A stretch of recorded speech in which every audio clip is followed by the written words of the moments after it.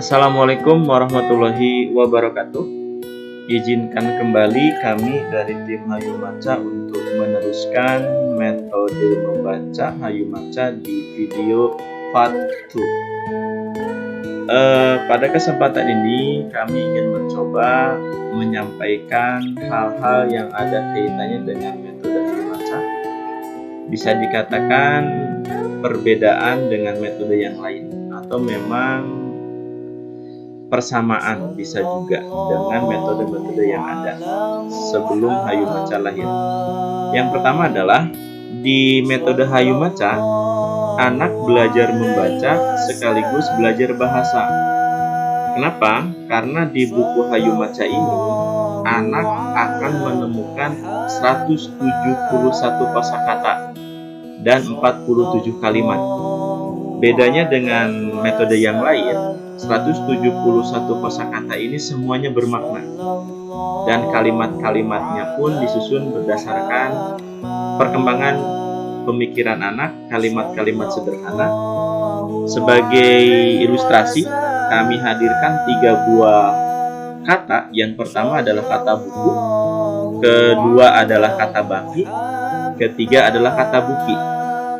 Kata buku ini bermakna karena memang ada bendanya. Anak sudah tahu bahwa gambar ini adalah gambar buku. Tulisan buku adalah gabungan huruf B, U, K, dan U. Yang kedua adalah kata baki. Mungkin bagi anak yang belum mengenal baki, ini akan sulit. Tapi ini kesempatan bagi guru untuk mengenalkan kata baru yang mungkin bisa saja murid belum tahu kata baki. Baki itu adalah benda yang ada di lingkungan sekitar anak. Fungsinya pun anak sudah tahu bahwa itu berguna untuk menghidangkan hidangan untuk tamu yang datang. Selanjutnya kata buki. Ini bingung juga kata buki, maknanya apa? Saya pribadi belum menemukan pengertian buki. Sehingga bisa disimpulkan kata buku adalah kata bermakna, baki kata bermakna, dan buki tidak termasuk kata bermakna. Di Hayu Maca, kata buki dan kata sejenisnya tidak ada.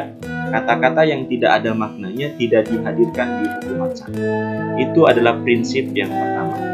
Selanjutnya, prinsip yang kedua adalah Hayu Maca disusun berdasarkan prinsip tahapan perkembangan anak. Seperti yang kita ketahui bahwa anak belajar dari sesuatu yang mudah menuju kepada sesuatu yang susah. Atau anak belajar dari sesuatu yang konkret ke sesuatu yang abstrak. Di Hayu Maca, setiap huruf yang dipelajari dibarengi ditambahkan dengan benda. Seperti huruf A, pasti akan ada gambarnya yang mewakili huruf A, yaitu gambar ayam. Kenapa gambar ayam dihadirkan? Karena memang ayam itu gambarnya lebih konkret dan mudah dipahami oleh anak, sehingga gambar ayam mewakili huruf A. Ayam termasuk konkret dan A adalah hal yang abstrak. Di Hayu Maca, huruf A tidak dihadirkan sendiri, tapi ditemani dengan gambar ayam. Begitupun dengan huruf-huruf yang lain atau kata-kata yang muncul dalam Hayu Maca. Itu adalah prinsip yang kedua. Sementara prinsip yang ketiga adalah di Hayu Maca memberikan pilihan kepada anak dalam belajar membaca sesuai dengan dominasi belahan otak. Seperti yang kita ketahui bahwa otak manusia dibagi menjadi 2 bagian. Yang pertama adalah otak kiri dan yang satunya lagi otak kanan. Fungsi otak kiri adalah untuk bahasa, angka, analisa, logika, urutan, hitungan, dan detil. Sementara otak kanan berfungsi untuk melatih kreativitas, konseptual, seni atau musik, gambar atau warna, dimensi, emosi, dan imajinasi. Apa hubungannya dengan belajar membaca? Hubungannya adalah ketika anak dominan otak kiri, cenderung anak akan belajar mengeja dalam membacanya. Kalau anak dominan otak kanan, maka anak belajar membaca dengan membaca langsung. Sekarang sedang familiar di beberapa channel YouTube untuk belajar membaca langsung per suku kata.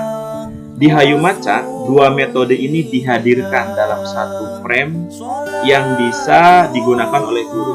Guru tinggal pandai-pandai memilih dan kira-kira melakukan asesmen. Ini anak lebih kepada mengejah atau kepada membaca langsung. Jadi di Hayumaca tidak diharuskan anak harus belajar baca dengan cara mengejah atau harus dengan membaca langsung. Dua-duanya diberikan ruang yang sama. Anak lebih suka yang mana? Ini adalah metode Hayumaca yang menghadirkan dua metode membaca yang umum digunakan oleh guru dalam mengajarkan membaca kepada para peserta didiknya. Selanjutnya, prinsip yang keempat adalah Hayumaca ini dilengkapi dengan media belajar yang saling terkait dengan isi buku maca. Ini kami lakukan sebagai trik untuk mengulang kemampuan yang belum dikuasai oleh anak tanpa anak merasa diulang.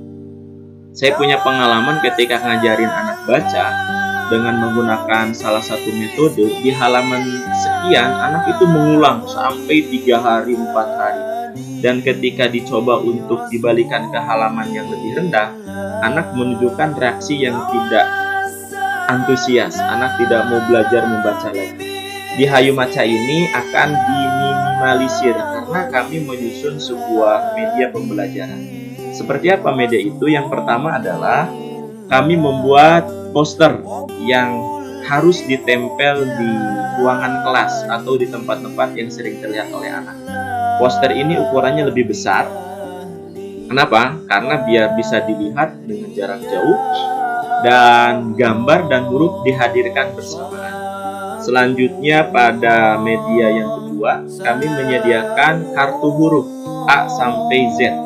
Ini untuk mengasah kemampuan anak. Kenapa gambarnya tidak dihadirkan bersama dengan huruf? Ini kami sengaja dirancang seperti ini agar anak bisa mengaplikasikan, menggunakan pengetahuan yang telah didapatkan. Ketika anak disodorkan huruf A, apakah anak bisa menjawab dengan tepat atau tidak?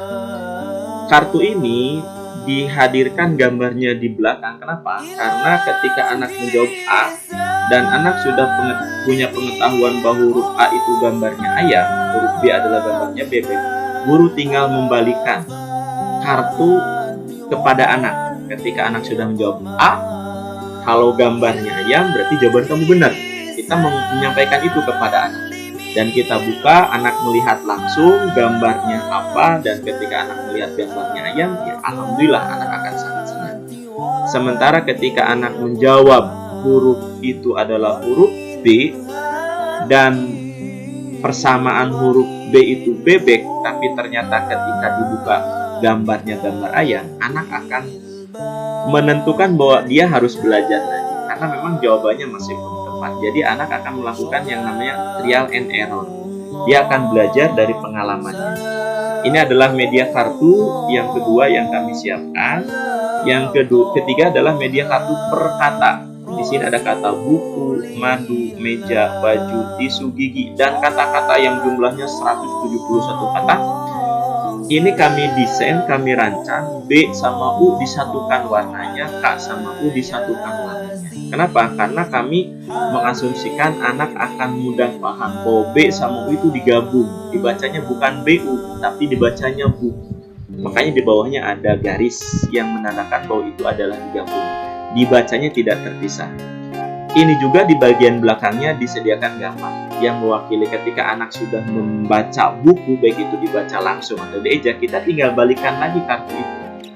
Ketika anak melihat gambarnya buku dan dia sebelumnya nyobuk, berarti dia bisa menjawab pertanyaan dengan tepat.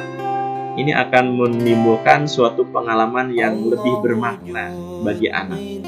Selanjutnya, prinsip yang terakhir di Hayumaca adalah di Hayumaca membantu pendidik untuk menentukan bahasa komunikasi yang tepat untuk dapat memantik sebuah proses pembelajaran. Ini penting dikuasai oleh seorang pendidik untuk mengajukan beberapa pertanyaan yang lebih spesifik yang bisa menentukan jawaban apa yang dimaksud. Di Hayumaca dihadirkan di bagian cover belakang huruf A sampai huruf Z disertai dengan gambar. Gambar-gambar ini adalah gambar yang akan digunakan oleh tim Hayumaca di bab-bab pelajaran membahas tentang huruf. Di bagian atas, ibu dan bapak bisa melihat pertanyaan yang lebih spesifik. Pertama, ketika kita menanyakan gambar, maka kita nanyanya ini gambar apa, Nak? Dan ketika kita menanyakan huruf, kita ganti pertanyaannya, ini huruf apa, Nak? Berbeda dengan pertanyaan yang di bawah, ini apa ketika maksudnya ingin jawab huruf, atau ini apa ketika kita nanya gambar. Jadi antara huruf dan gambar tidak disebutkan secara jelas sehingga ini akan membuat anak bingung. Jawaban apa yang dimaksud oleh gurunya? Jadi di Hayu Maca ini salah satu bentuk komunikasi yang diberikan kepada para guru adalah kita nanya harus dengan spesifik. Ada juga cara-cara bagaimana mengeja nanti akan dibahas di jilid 2 di video selanjutnya. Itu mungkin yang bisa kami sampaikan di video part kedua ini, dan mudah-mudahan bisa membantu ibu bapak yang sedang penasaran mencari sebuah metode membaca yang pas bagi anak. Mudah-mudahan apa yang kami hadirkan bisa membantu ibu bapak, dan insya Allah kita akan ketemu di video bagian ketiga. Nanti kita akan membahas capaian pembelajaran di Hayu Maca seperti apa, capaian pembelajaran di kelompok A seperti apa, dan capaian pembelajaran di kelompok B seperti apa. Itu yang bisa kami hadirkan dan suguhkan. Mohon maaf bila ada salah kata. Terima kasih atas perhatiannya. Selamat ketemu lagi nanti di video bagian ketiga. Assalamualaikum warahmatullahi wabarakatuh.